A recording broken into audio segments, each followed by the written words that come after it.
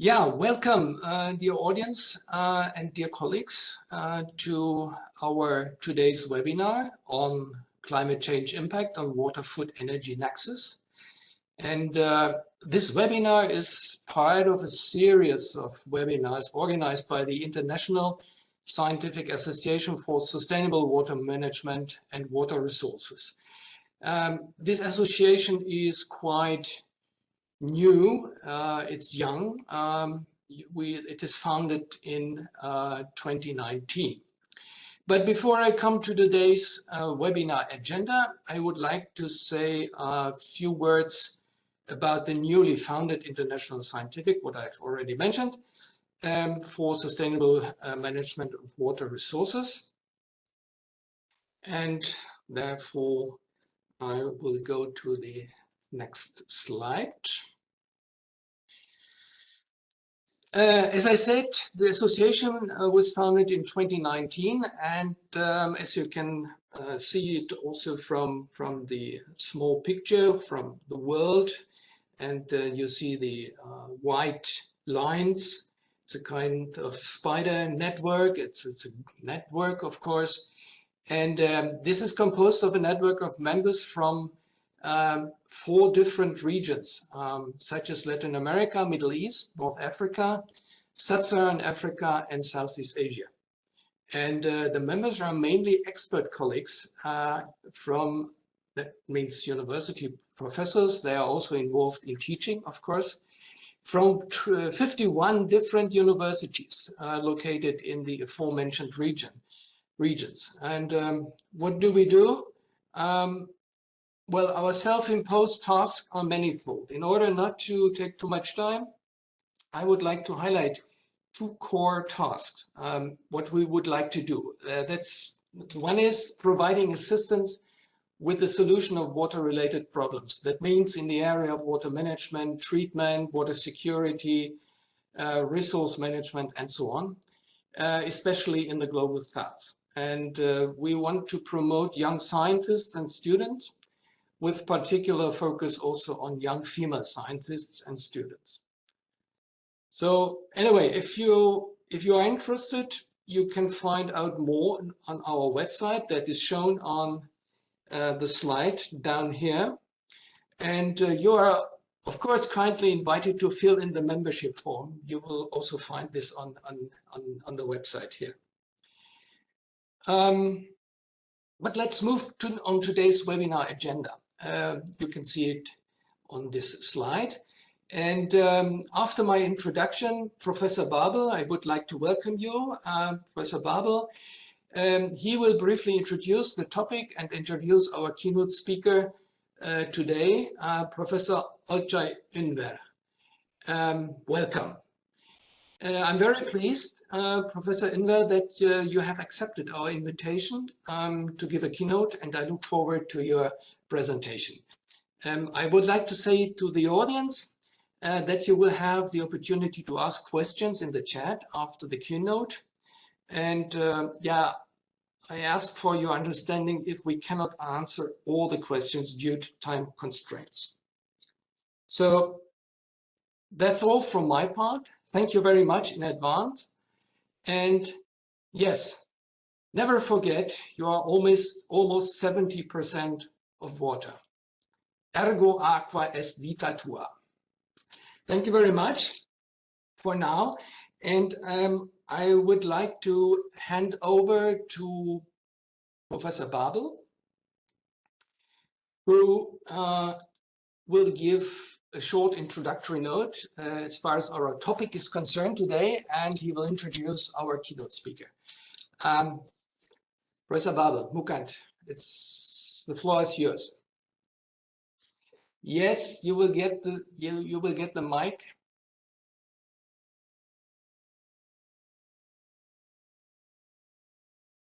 Okay. It should work now.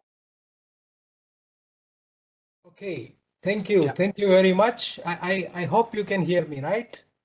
Yes. Yeah. Perfect. Excellent. Excellent. So welcome to this webinar. As Professor Andreas mentioned, I would take few minutes of kind of introducing our renowned keynote speaker today, and also giving you a very brief about the topic. So myself, Mukund Babel from Asian Institute of Technology. I'm a professor here of water engineering and management, and we have been part of this Exceed network for the last 13 years. I would like to introduce our keynote speaker first, and then would spend 1 or 2 minutes on the topic. And I'm sure you would love to hear our keynote speaker rather than me, so I would not take longer. Let me start with welcoming Professor Olcay Onwar, if I have pronounced your name now correctly. Welcome to this webinar. Um, Professor Unwar is a professor of practice at Arizona State University. He is a kind of person, looking at his profile, you would see that he represents this water sector in total, not only academics, but also from development perspective. So he has more than 30 to 40 years of experience. He is a senior advisor to FAO and UNESCO, a very unique profile. He has had several high position in FAO and UNESCO. Also, he was vice chair of UN Water. So that is how you can understand what we are going to get from him today. Before that, he was a full professor at Kent State University in the USA, and he has been boasted with several awards. My association with the IWRA, I have been the director of IWRA in 2018 to 2021, and he has been the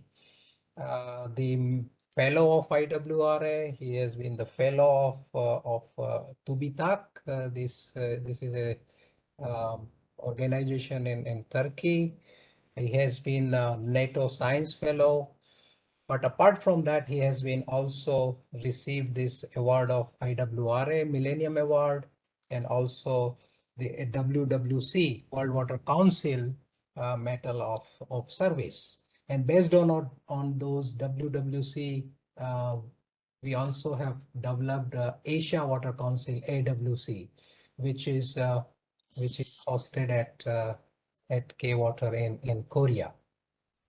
Now, this is about our keynote speaker. I'm sure you are looking forward to hear him, but let me take 1 minute to tell you this topic. Topic is, of course, contemporary. Topic is touching upon two key challenges which we all are facing: the climate change and water energy food nexus.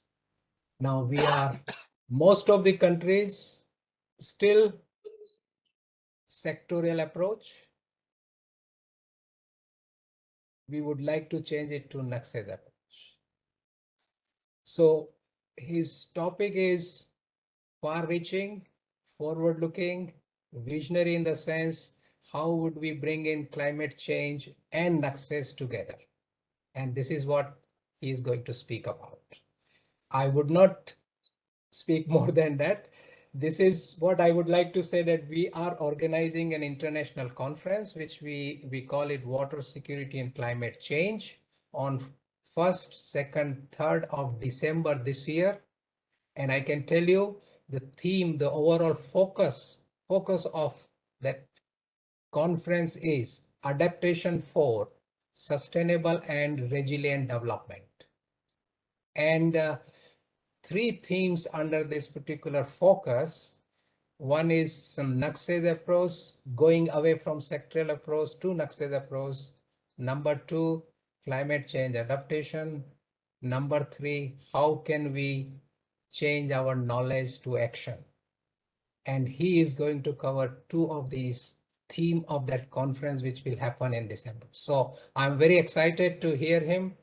Without ado, I would like to call upon our keynote speaker, Professor Olcay Onwar. Professor Onwar, please.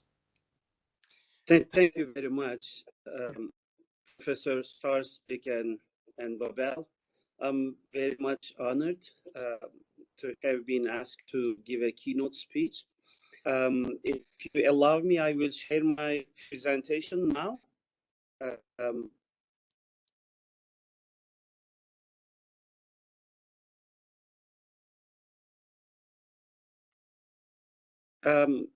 Can you confirm that?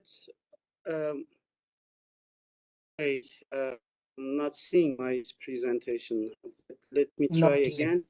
Not yet. Can you see presentation? Yes. Yeah. Okay. Yes. Okay. Perfect. Perfect. Okay. So thank you very much for the kind introduction. I will try to highlight some of the key aspects of climate change and the Nexus. So I don't intend to be comprehensive, obviously. And I want to start with a question. So what anybody would guess what these are?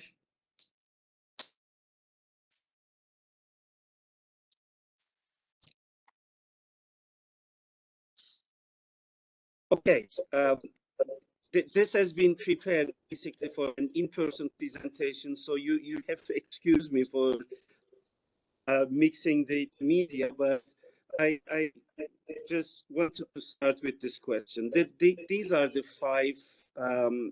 five diseases that attack different crops, and FAO maintains that these five diseases will be a lot more prevalent as a result of climate change. Okay, the first one attacks potatoes and tomatoes.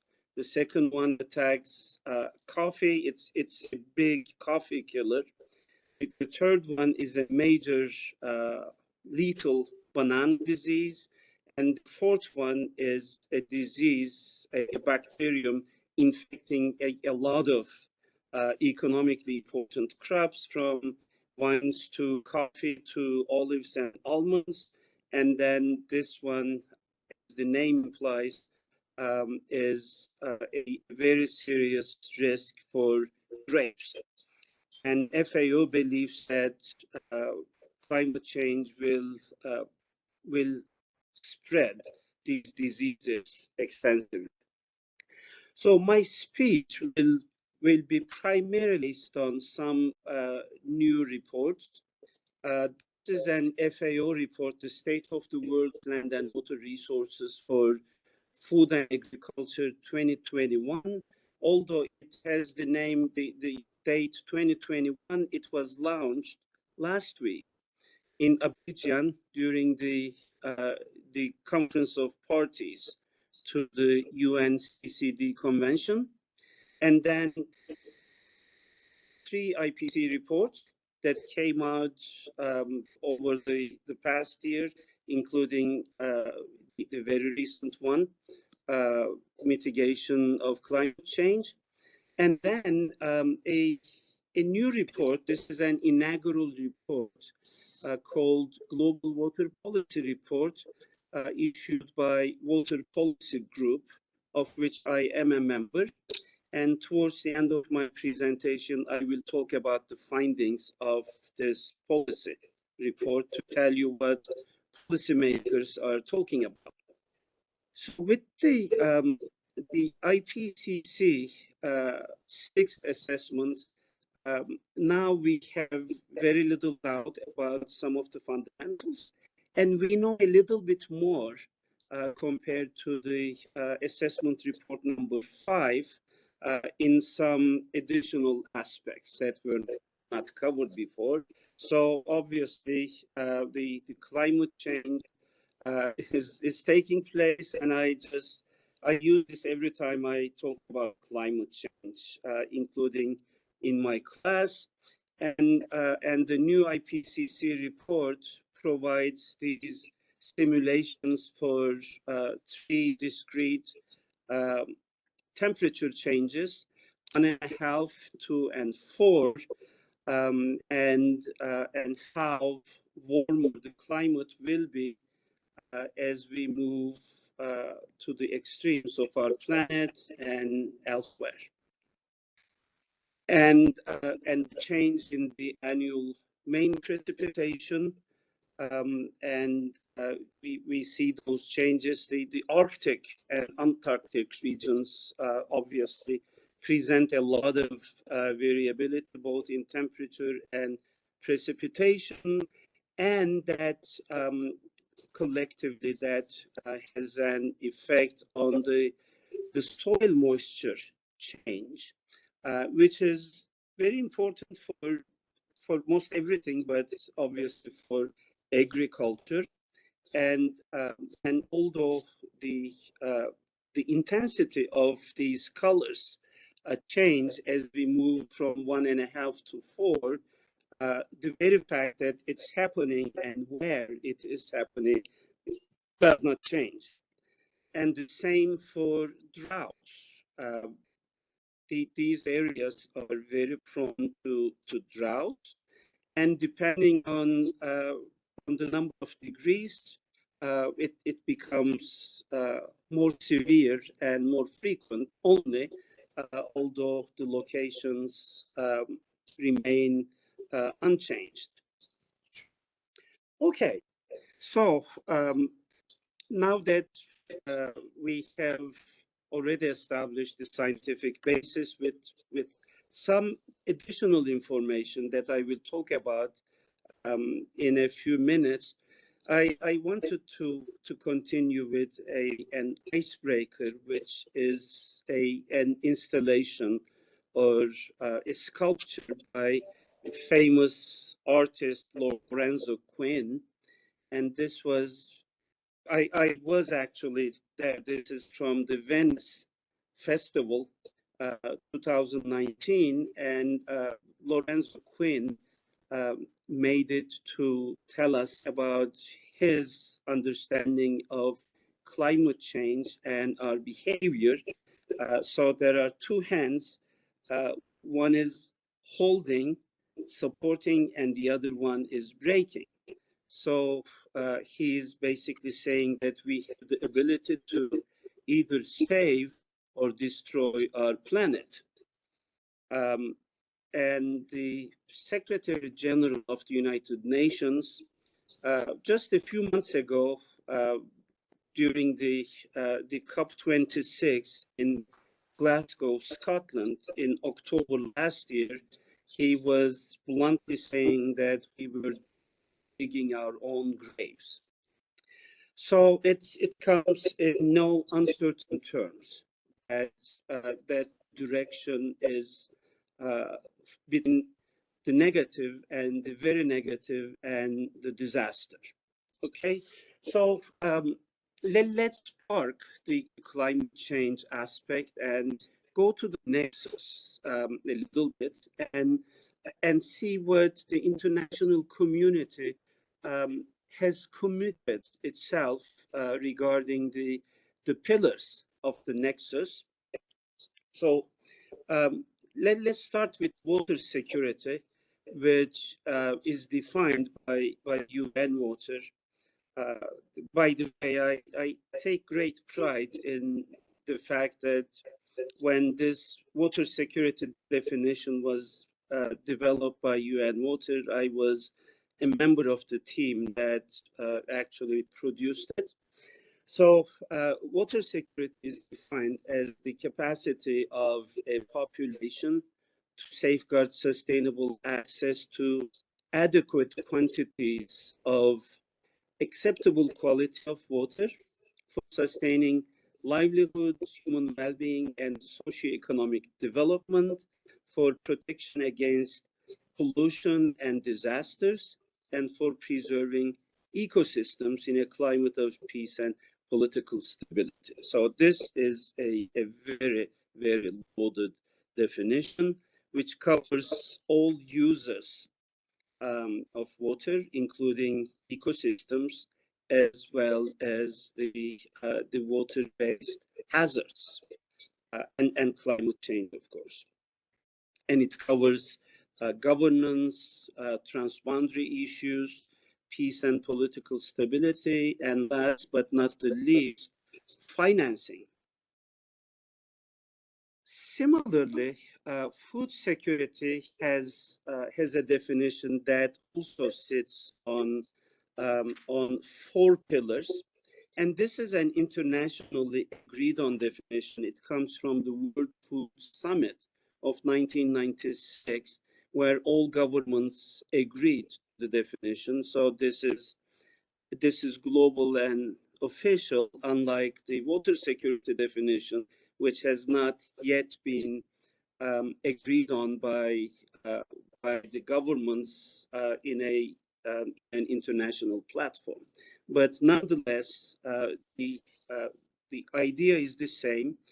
So for food security, you have to have all people at all times having physical and economic access to sufficient, safe, and nutritious food that would meet their dietary needs and preferences.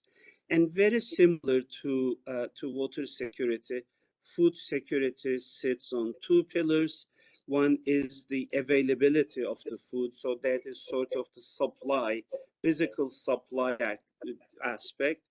Then the access, which is the economic and social aspect of food security, then the utilization aspect, which relates to quality issues such as food safety, food quality, the nutritional value of water, and whether or not our bodies are able to benefit from the food in a beneficial manner.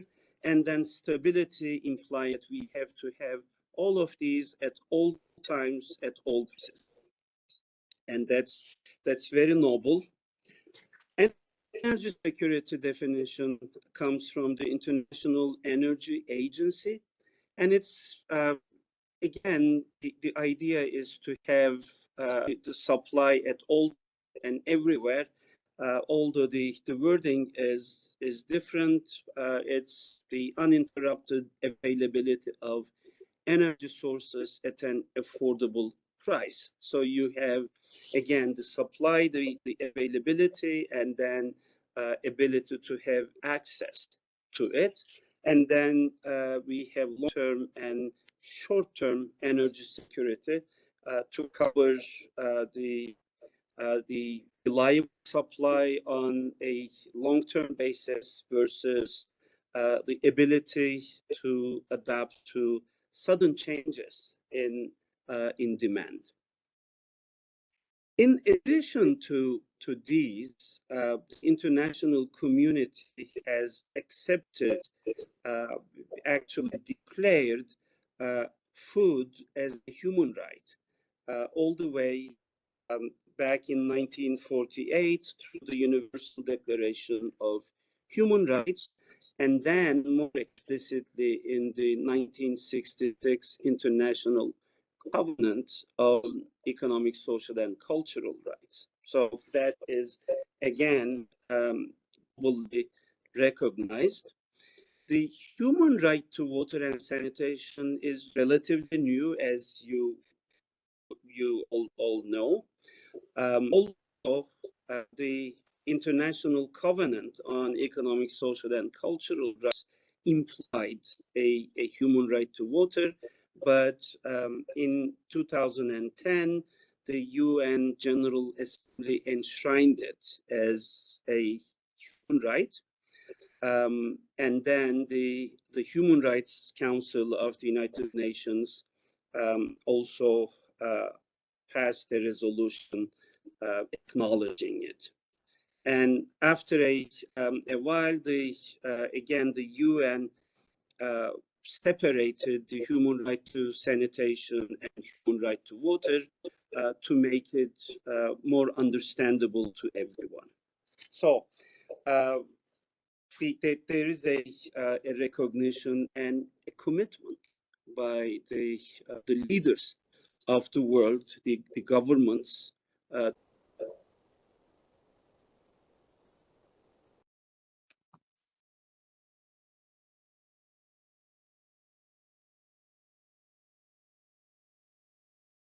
Professor Olcay, we have lost you.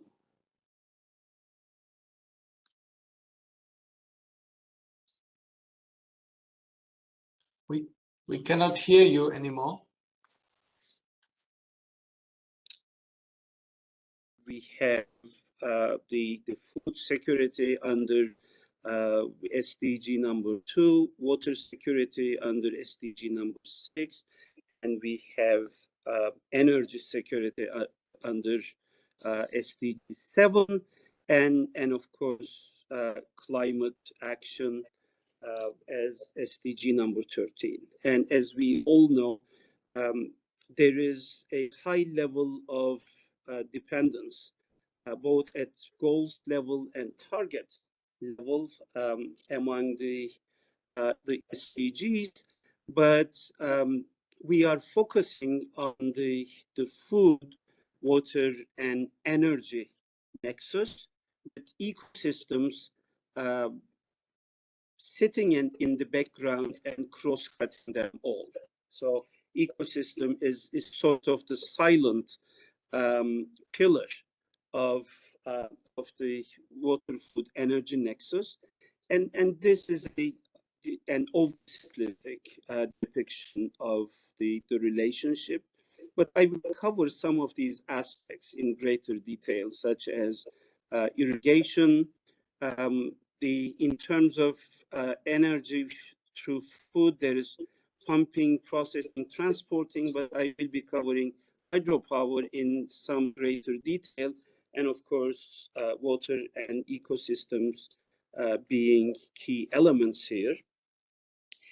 In order to operationalize the nexus, you have to develop a workable framework that would serve the primary purposes, and this one is the Nexus approach of Food and Agriculture Organization.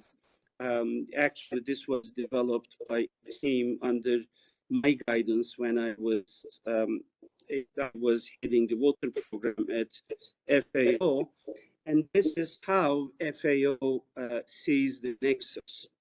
And obviously, this is from a perspective of food security, water security, and energy being also both among the major goals, together with water and food, but also a part of the resource base. So the FAO approach to the nexus was, and is actually, we have the societal objectives and goals here, social, economic, and environmental goals and interests. We have the resource base interacting, and then in the middle, there is the stakeholder dialogue. So it's essential that we have multiple stakeholders involved, all of these processes that have to do with governance, sectoral policies, international and regional trade markets, industrial, agricultural development, technology, and innovation.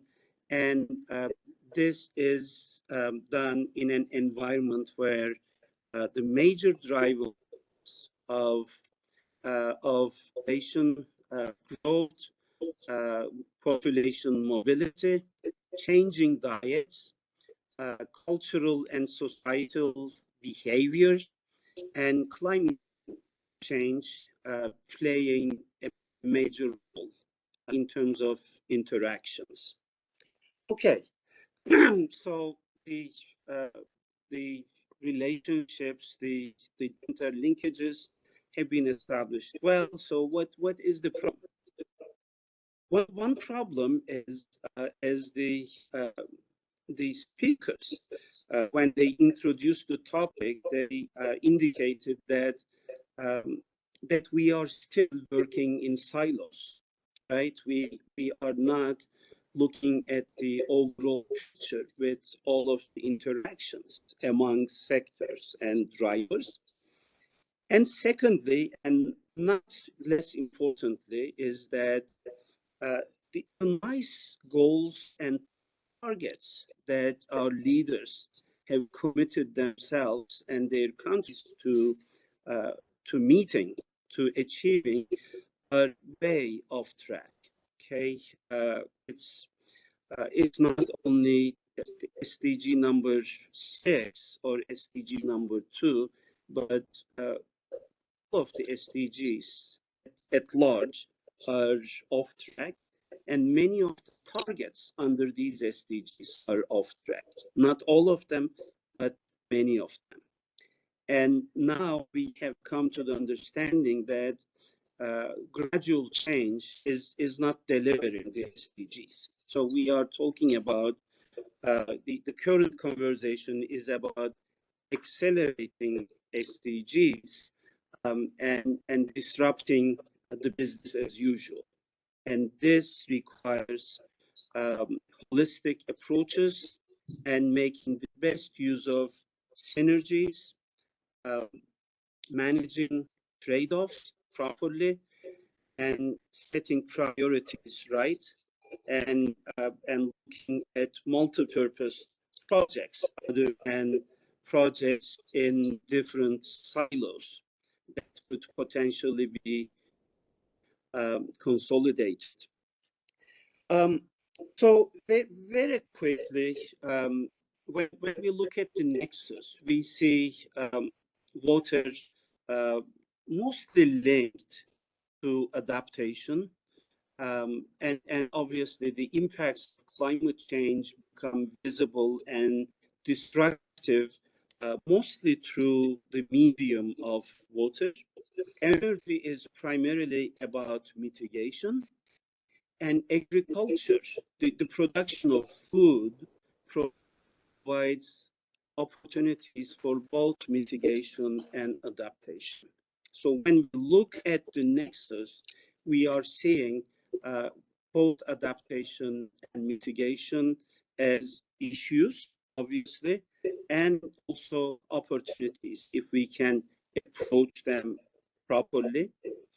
And one side benefit, which is very significant for those of us who are worried about financing their projects in the water world or in the agriculture world, is that unless they change their sectoral silo approaches, they are not likely to benefit climate funding. So climate funding can be tapped only if we can have our thinking changed and our approach switched to interlinking sectors rather than looking at our respective silos. So I would like to go back to climate change, the Science Working Group 1 report that came out end of last year, and talk about freshwater reservoirs, because this is a less understood topic by people outside the water domain, and already in increasing water scarcity, many people, decision makers in sectors other than water, still tend to believe that water will be available whenever we need it. And what the working group 1 came out, which is in addition to the assessment report number 5, is on freshwater reservoirs. So the working group 1 report of AR6 tells us that global glacier volumes will substantially decline in coming decades, regardless of emission scenarios. Okay, so that is the bad news. And that is not a surprise, but that has now been confirmed scientifically. And under a high emission scenario, some areas will lose almost all of their glacier mass. So this is new in terms of verification by the IPCC. Seasonal snow cover. The IPCC confirms that it's virtually certain that Northern Hemisphere snow cover extent and duration will continue to decrease as a result of climate change. And they also report, again, this is over and above AR5, with high confidence that these results will apply to the Southern Hemisphere as well. So we have both hemispheres having their snow cover in terms of extent and duration getting eroded, okay? And with high confidence, the report indicates that snow melt will occur earlier in the year, okay? And then obviously this has very important impacts on the water cycle, the rest of the water cycle, runoff, soil moisture, evapotranspiration. Similarly, wetlands, the sea level rise will increase saltwater intrusion into coastal wetlands, and the inland wetland extent will continue to decrease, particularly in regions of decreased rainfall and increased evaporation. And lakes, the other part of the reservoir question is that in terms of the IPCC Working Group 1 report, there is high confidence for temperature increases and ice decreases based on both projections and physical expectations, and yet low confidence for non-homogeneous decreases in mixing due to the currently somewhat limited evidence. Okay, and groundwater not assessed in AR5. The new IPCC report tells us that the human groundwater withdrawals will continue to deplete groundwater storage, and important climate-related changes in terms of recharge will take place. So what this means is that already we are having water scarcity expanding, and our reservoirs, natural reservoirs, are not going to help us. They will be decreasing in their capacity and in their temporal and spatial extent, which then makes water management, proper water management, a lot more critical, and the need for storage very, very substantial. Okay, so if we go to the climate change 2022 report, then again the IPCC tells us that adaptation to water-related risks and impacts make up the majority of all documented adaptation with high confidence. Okay, so obviously that is extremely key and important for the policy makers to know and understand. Okay, then there is the statement about storage, on-farm water management, water storage, soil moisture conservation, and then irrigation being the most common adaptation responses with potential economic, institutional, and environmental benefits, and helping reduce the risk and vulnerabilities. And in terms of energy system transition, the energy generation diversification is reported to be extremely important, with emphasis on wind, solar, and small-scale hydroelectric production. Okay, and here the report tells us that the increasing the efficiency of hydropower plants by up to 10% could offset impacts of decreased water availability in most regions by mid-century. So we are still looking at temporary protection and adaptation, but then again, using existing storage and increasing the capacities will help adaptation as well as hydropower production with potentially new plants that will help us with additional storage and also support adaptation to climate change.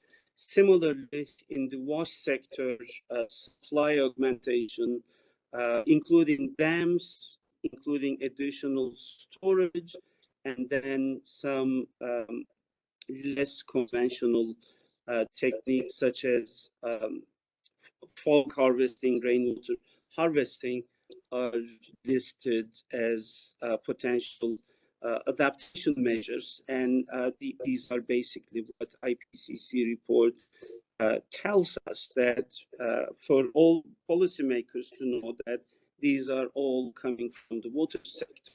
Okay.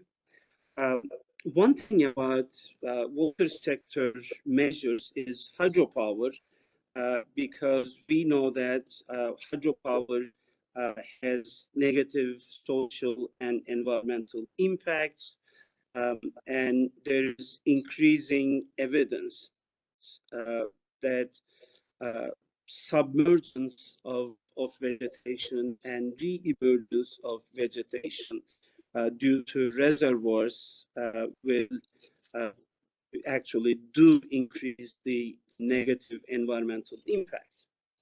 Okay, so what do we tell the policymakers? Okay, so we can obviously tell them that energy in terms of GHG emissions tops our pie chart, with agriculture, forestry, and other land use following it closely, and industry coming in the third, and then we have transportation and building. So measures will come from these sectors, and we need, as I said at the beginning, we need disruptive changes. Okay, gradual changes are not taking us to anywhere that we would like to be. So energy sector is the one that needs the highest extent of disruption. So the Professor Olcay? Yes. One question. Is it correct that that this was the last slide, or that you didn't move with the other slides? Because we have seen a few more slides. Is my time up? No, your time is not up, but it somehow stopped the presentation of the slides.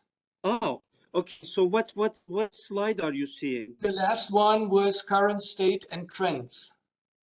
Oh my, no, I have moved from that.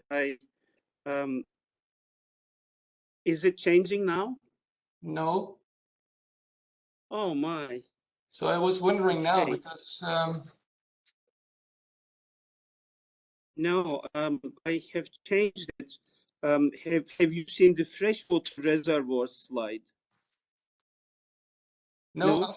no. After current state and trends, that is the topic of the slide. We haven't seen the next. Okay.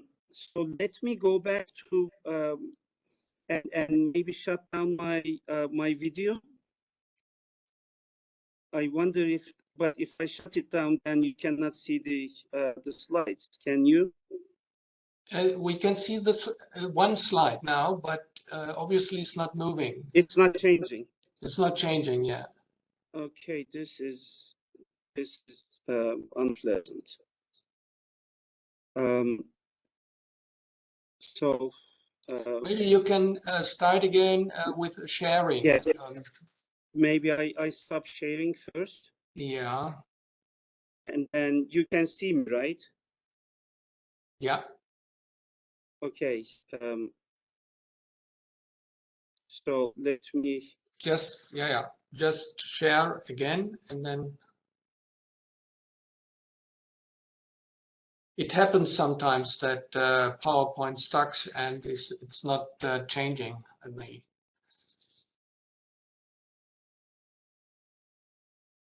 So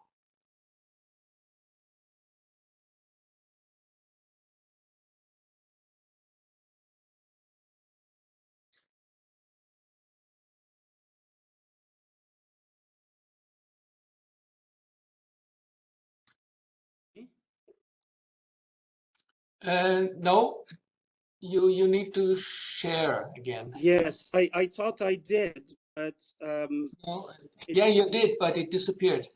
it disappeared on my screen also. Okay, Ah, let's try once again. yes. Are you seeing a different Okay. slide now? Yeah, we are seeing a different slide. It's the IPCC Climate Change 2022. Okay, okay. So I'm very sorry. I No problem. No realize problem. that there was a disruption Yeah, in the connection. no problem. So I have unfortunately you did not see these slides, but I covered them, and here I talk about the energy sector. Mhm. Can you see Yes, the yes, pie chart? Okay. yes. So the energy sector tops the GHG emissions, and that is where um, the biggest innovation and disruption should come from, followed by agriculture and industry. And I had come to this slide in which the current target of having the energy supply provided by renewables nearly 100% by 2050 is a very important target. Okay, um, and that needs disruption. This is not where we are headed right now. Then, in terms of buildings with zero carbon heating, cooling, and improved energy efficiency, we need to move 3 times faster than the current trend. So business as usual is not making it. And unfortunately, well, depending on how you look at it, the International Energy Agency tells us that the current best available technology will help us with the decarbonization until 2030. Okay, that's not a long horizon, which means that technology should improve and innovate fast while we are using the current technology for the next less than a decade. Okay, um, so the second disruption is needed in the agricultural sector. And this is where the FA report that I referred to comes into play, because we know that the food demand will increase by 50% by 2050. And obviously we will not have 50% more land or water resources to provide for that. So the agricultural sector needs to increase productivity and efficiency significantly, but at the same time, we know that agricultural intensification has not proven to be sustainable. So we have a dilemma here. We have to increase the production, but our intensification practices have not worked. So we have to move to ecosystem-based solutions, nature-based solutions, and do intensification in a sustainable manner. And when I talk about agriculture, I'm also talking about livestock. And as we would know, livestock-based emissions need also disruptive innovation because those are not decreasing either. One low-hanging fruit is in the food loss and waste. Okay, we know that from the FAO reports that we lose between farm to fork approximately 30% of what we produce, and that loss, food loss and waste, also contributes to climate change. If food loss and waste were a country, it would be the third largest emitter after China and the US, and bigger than India or Russia. And again, the extent of GHG emissions due to food loss and waste compares to the transport sector, okay, which claims 10% of emissions. So where are we now? So we talked about nature-based solutions, and now we are at a much better situation when it comes to implementing blended solutions, engineering, hard engineering, and soft solutions. Now that we have nature-based solutions standardized over the past 3 years, and can be incorporated into feasibility studies that will be taken to the banks for funding, for financing. So that is good news. Not so good news is that nature-based solutions alone will not save us. Okay, IPCC tells us that we need to remove between 8 to 10 gigatons of CO2. And if we were able to implement nature-based solutions as fast as we can, do reforestation, landscape restoration, etc., we could go only up to maximum 6 gigatons. Okay, so we still need engineered and technology-driven approaches. Okay, for air capture, storage, and extending our carbon sinks, and change our behavior when it comes to consumption. So, in closing, today's agenda when it comes to projects, be it water projects, agricultural projects, energy projects, we have to look at multi-purpose projects, establishing the linkages and making use of the synergies across sectors. And Nexus is obviously an existing and implementable approach for that. The hard infrastructure remains to be important. Technology remains to be a key component, but not alone in terms of package solutions that brings together sectors and also ecosystem-based options into the picture. Last but not the least, in addition to the use of new materials and technology and modern design, we have to pay a lot more attention to the safety issues emerging with climate change, particularly with the existing infrastructure, which is becoming more and more vulnerable, and look at the interlinkages, at the approaches such as Nexus can provide us. And with this, I would like to stop sharing my screen and come back to the conference room. Thank you very much for your patience, and my apologies for the technology. Oh, thank you very much, Professor Olcay. No problem, no problem. I think most of us have had sometimes the same problem, so it's not a big issue, of course. Thank you very much again from my side, and also I think from the audience. And yeah, thank you very much that you have opened for us the book, helping us to learn more about climate change problems and climate change adaptation as far as the impacts on water, food security nexus is concerned.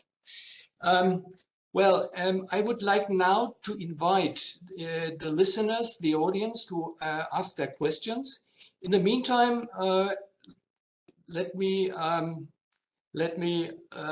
comment. Well, honestly speaking, I have the impression that that I'm always standing in front a big wall of problems related to climate change, and I'm asking myself how to get the right adaptation, how to tackle all the problems in a chain caused by all these changes, even if we only look at climate change. And and how we can tackle these problems, how can we make a change, and how can we adapt to the consequences, or to adapt to the changes, and how can we get not so severe consequences. And sometimes I'm wondering how to get 9 billion people to sing the same song. You know what I mean? If you allow me this metaphor, that means how to bring people around the world, including the leaders, the politician, to sing the same song. That means, I think if we commit not in more than what we have or what we are seeing now, in more cooperation, close cooperation around the world, not looking at systems or ideologies. I think if we don't come to closer cooperation, we will fail terribly, yeah, to tackle the problems. And I think according to ICPP, 1.5 degree temperature rise will be exceeded. I think they said will be exceeded in 2030 or till 2030. And if we don't, and if we are not able to implement strong elements or strong instruments in order to avoid this temperature increase worldwide, and also to work against the severe problems we are facing with water, food, and energy, and so on, we will exceed 2.0 degrees. That is what I've learned from the ICPP report. What happens then? Because we are not anymore in the position to act actively. We are only in the position to act reactively. So we cannot prevent most of some things that will happen in the course and the change of the temperature. And yeah, my question to you is, what must be done or must immediately be done to react in a way that brings temperature increase down or can still be stopped? So that is a thing we have to do from one day to another. If I'm right with if I rightly understood the ICPP report, if we don't start now, it's for sure we will exceed 1.5. Yes, that's the billion-dollar question, Andreas. I would like to share my screen one more time. Yeah, sure. There is a screen that I usually show when I talk about climate change. Can you see it? Not yet. Yeah, yet. Now. It's Can okay. you see it now? Yeah. Yeah. Okay. So for climate change, we have a well-established plan and a process that is, the annual climate conferences, COPs, and obviously the Paris Agreement. And I show this to my students when I talk about climate change. And this is a cartoon of dinosaurs. And the speaker dinosaur is saying that the world's climates are changing, the mammals are taking over, and we all have a brain about the size of a walnut. Okay, and this is the conference of the mammals, okay, who supposedly have bigger brains, and we should be able to prove to ourselves and to our planet that our brains work better than those of the dinosaurs and can do it. What happened last year in Glasgow was a mixture. Okay, it wasn't a big success, but it wasn't a total failure either.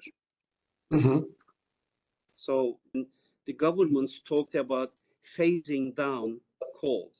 Okay, they could not say phase out coal because of China, because of India, and we know that no matter what happens, the coal based energy production has not yet peaked. So it will peak over the next couple of years, but the system has been well established, and the nations should abide by their commitments. So what they accomplished to do in Glasgow last year was they committed to stay, not to rule out the path to 1.5. Okay, although we know that it's highly unlikely, but it's important that the leaders, the world leaders, do not abandon such ambition, because if they abandon 1.5, the next thing is that they will abandon 2. So I think the major thing is, first of all, 9 billion people, for them to sing the same song, their leaders should be determined. Okay, and their leaders in many cases will look at their people and tell them that they are delivering to their expectations. So this is a circular thing. But unfortunately, it also shows that we all have to do whatever we can. Okay, we cannot leave it to the leaders, but the leaders should definitely be held accountable to their commitments. And the commitments at the time are moving in the right direction, not fast enough. But coming to the next COP, as some of you may know, I don't know if we have colleagues from Egypt. The next We have conference of parties will be in Egypt, in Sharm el-Sheikh, at the end of this year. And Egypt is preparing to make water as a major component of the next climate change, United Nations Climate Change Conference. This is important. As we all know, and as many of us have been very frustrated, water has not been a major part of the climate change conversation, right? Every time it comes to the table, it goes back because it's a sector and the sectors are not yet being covered and all that. Now this might be changing, and a major initiative is in the making. So I know this from my exposure to the climate process and the UN preparations. So let's hope that this will develop. And I would also like to point out to the next year's United Nations Water Conference. Remember, after 46 years, the United Nations will have a summit on water. Okay, so every year we have climate summits, but the only time we had a climate summit was 45 years ago in Mar del Plata. So it's going to happen next year in New York, and I think with the same approach we have to try to make the best use of it and not lose this opportunity by talking to ourselves as we have been doing as the water community. And I'm not talking about water scientists. The water community has been, we have been talking to ourselves and convincing ourselves, every time more and more, but we have not been very successful in convincing the policymakers that call the shots. So the climate summit could be an opportunity, and definitely the water summit next year in New York is a major opportunity coming up.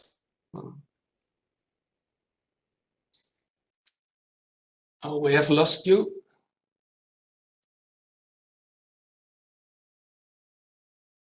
Oh. Professor Ojai?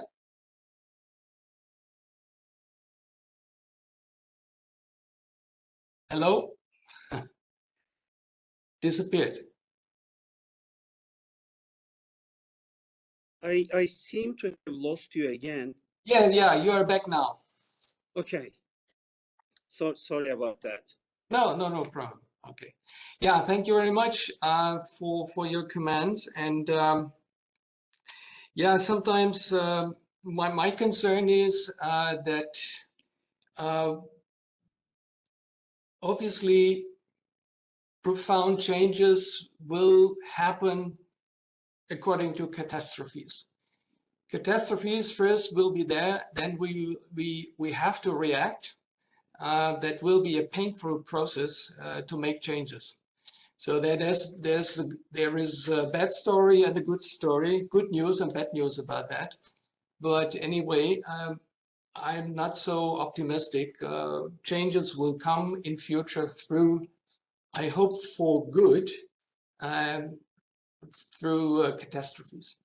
But I would like to not to have a dialogue. We will have to have a multi-logue, so to speak. Would like to invite others to ask questions in the chat, or I will try to give you the microphone if you raise your hands, like Anva did. So I will give you the mic. Anva? Hello, Professor Anwar. My name is Anwar also. Yeah. Just a question, general question. We are talking about climate change since many, many years ago. What was done actually to combat climate change globally? I mean, okay, we know that the increase of temperature will do this and this and this, but what was actually being done? What percentage of our conclusions about climate change was applied actually on nature? That's my question. I'm not sure if I understood the question. Are I you mean, saying that what percentage of I the mean, the recommendations have been no, implemented? yes, globally. I mean, not just for one country. For example, we say that we have to reduce carbon dioxide. We have to do. What actually been done since long time ago? Well, it's um, if if if your question is what has been done globally, then I think the answer lies in the actual and simulated the projected trajectories of temperatures. Again, using IPCC, projections and figures. Um, so what we have collectively done is to contribute to increase the climates and not change the slope of the line. Yes. So it's still going up. Uh, So if we, and the other way of yes, please. The I other mean, we way have of to know that. looking at it is through the SDG targets, because SDG targets relate to climate change also, and those targets are also way off track. So on a global scale, we know that we are off track, and we have not done a good job. Yes. I know that we have many conclusions, we have many recommendations, we know what's going to happen, but actually nothing is being done. Scientifically, it's okay, it's well known, but actually it's not done. Well, it's okay. So we are looking at the results, and the results are obviously not encouraging. But then again, it would be unfair to say that nothing has been done. A lot has been done, but not to the extent that they have been upscaled extensively, implemented in many parts, in many regions, or enough number of regions, and that the solutions, technology solutions, have been around but have not been uh, commercialized to large scale use because of multiple reasons, meaning that for particularly for poorer countries, the climate financing has not been made available. Okay, so that is among the promises not kept by the developed world, and that also needs to change because preaching particularly the developing countries in terms of changing their energy production, changing their industrial processes, increasing their carbon sinks through uh, you know uh, reforestation, land, uh, you know, uh, reversing land degradation, etc. Uh, those are essential, but those have not been funded adequately.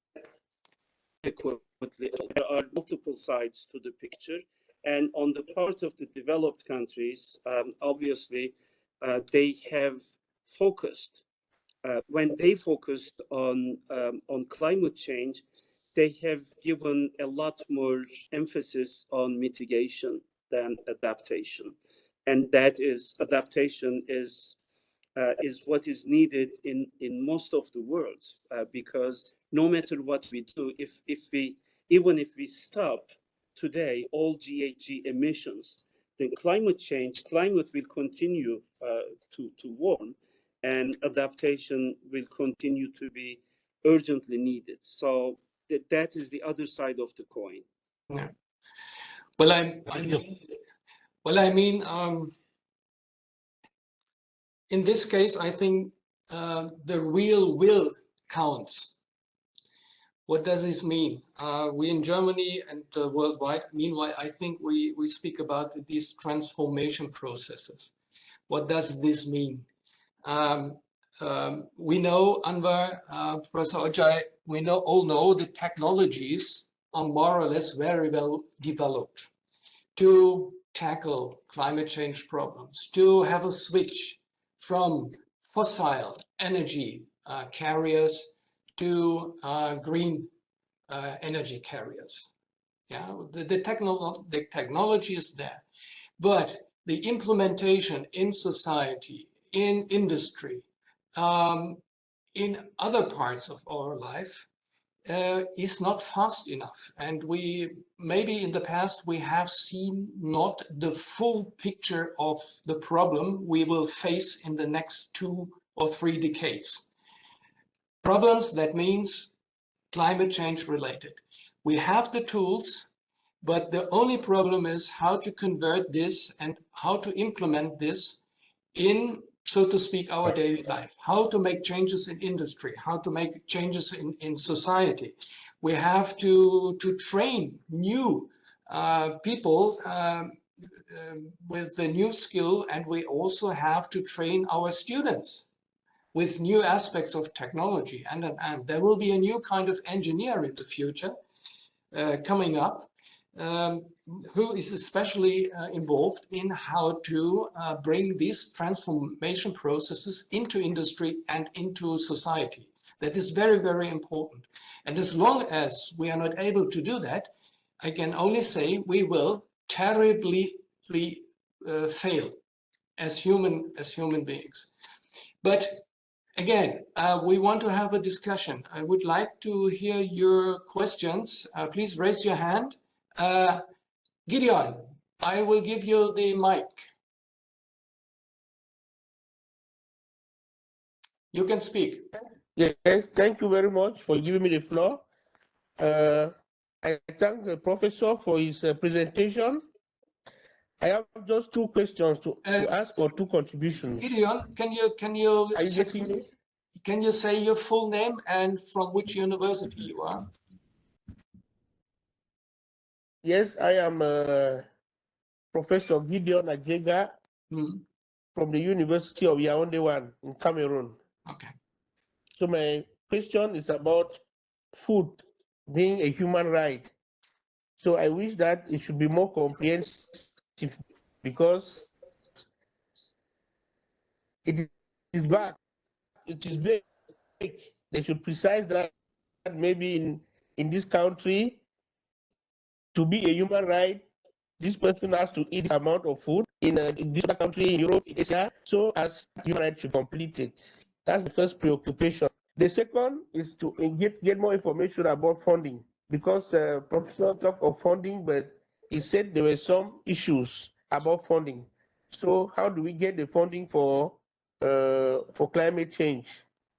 And the last preoccupation is that he presented some graphs about climate change issues and loss, but it was in European countries. We wish that it should present such data also for tropical Africa, which is also hardly hit by these climate change issues. Thank you very much. Okay, let me start from the last. I did not particularly choose data to represent Europe or lesser developed countries. I try to use global figures, but those regionalized numbers and projections are available in the reports that I provided. I did not go into that kind of detail, but much of it is available, both in terms of projections and real data. In terms of materializing human right to food, that has been an issue. That, it's SDG number 2 is about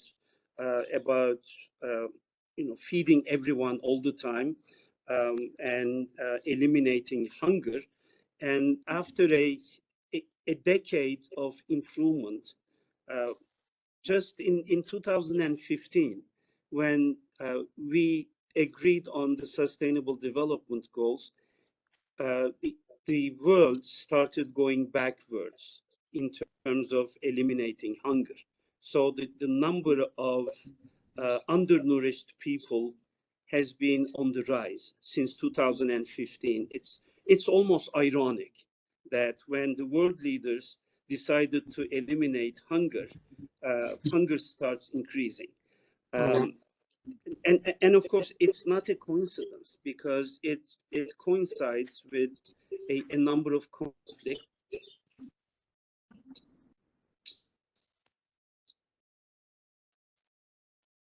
Okay. Connection. Hunger number. Okay. Can you hear still? I think I lost you again. You can hear me. Yeah, yes. you are back. That's fine. Okay. Yeah. So hunger, eliminating hunger, like climate change, needs international cooperation. Okay, very much like climate fund, the hobbies that produce those greenhouse gas emissions to a large extent in the past have agreed to make up for it by providing financing, climate financing for developing countries to benefit from. The eliminating hunger needs also partnerships and international international cooperation and also funding of some sort. And I'm not talking about funding necessarily in terms of food aid or in terms of actual monetary funding, but to bring a to materialization back on track through international cooperation. What makes me what frustrates me is the recent developments. The instability caused by the invasion of Ukraine by Russia is now making things a lot worse, almost immediately in terms of food security of the world. And when something like this happens, we have seen in the COVID situation that many nations will try to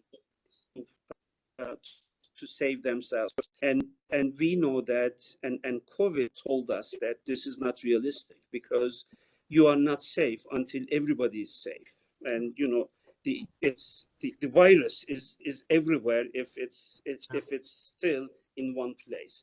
And hunger, if you have not eliminated hunger, then you still have hunger. So we have to and also for climate change, like Andreas, what you said, the world probably needs the feeling of being in a disaster. Okay, COVID provided that, and we were all able to and willing to change our lifestyles.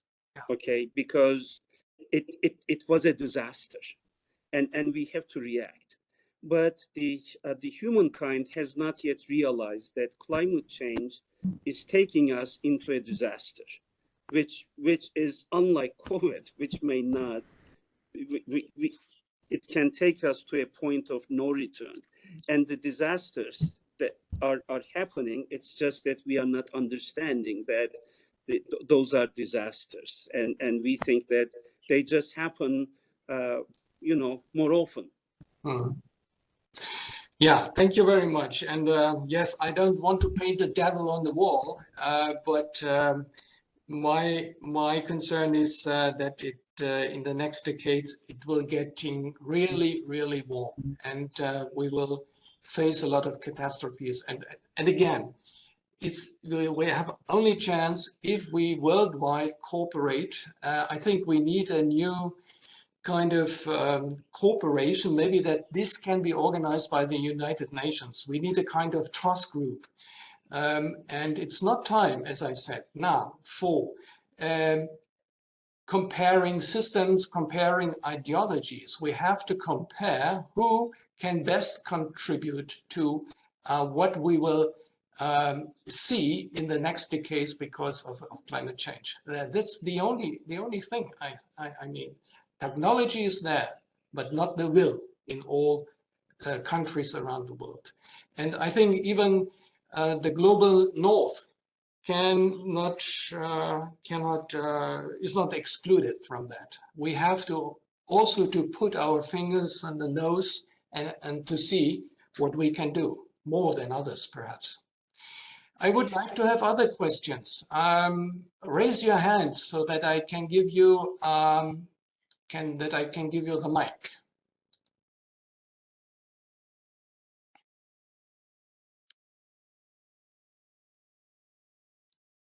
No questions so far? Maybe it's just too late in the evening. Andreas, maybe I can continue from where you left off. Yeah. You said none of us are immune to Exactly. to contributing to the solution. Yes. We have to look at ourselves. Have we changed our lifestyles?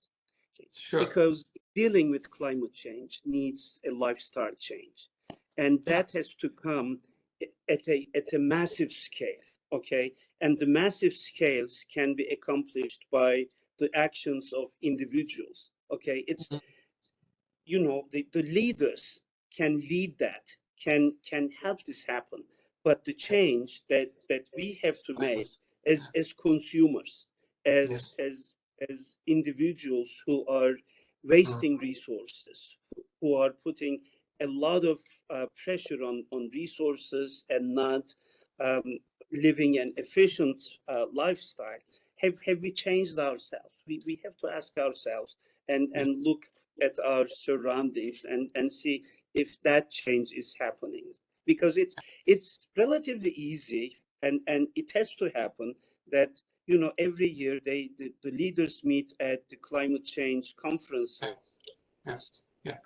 Yeah, in principle it's very simple. Egypt, and people protest.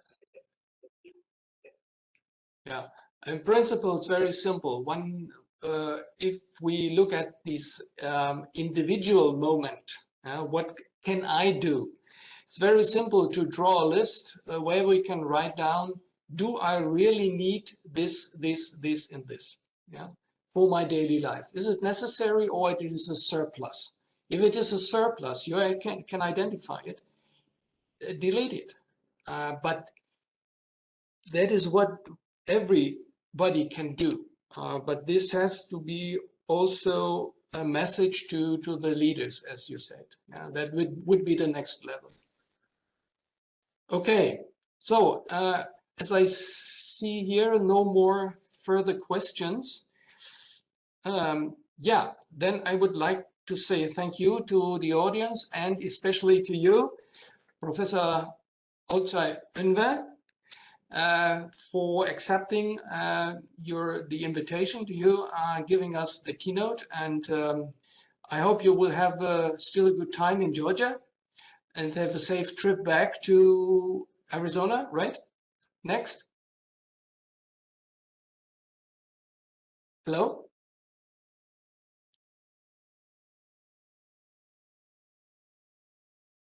He's away. Professor Olcay, can you still hear me? Okay, you already disappeared. So thank you very much to the others. I think you're back. I'm back. Yeah, there was a break in the connection. Yes, there was a break. Well, I have missed what you said, but I can imagine, and I thank you for this opportunity, and my greetings to all the colleagues. I was honored to be able to add to such a distinguished audience from around the world, and wish all of you the best. And I will be obviously more than happy to come back to your platform and contribute any way I can. Wish you the best. Great. So one question, could you please provide us or send me your presentation so that we can take it on our website? Yeah. And absolutely. And also to you and to the audience, Professor Babel already mentioned this. We will have a water security and climate change conference in this year in December in Bangkok. And if you enter the association's website, I have shown you the web link that is swindon-water.com. There you will find a link to the conference website. So you are all invited to send, I think it's now open for a call. You are all invited to send an abstract in order to participate in this conference. So enter swindon-water.com and you will get the information there, and you will find the link to the Water Security Conference website. Thank you very much to all. Enjoy the rest of the day, the afternoon, the night, the morning. Bye-bye. Bye-bye.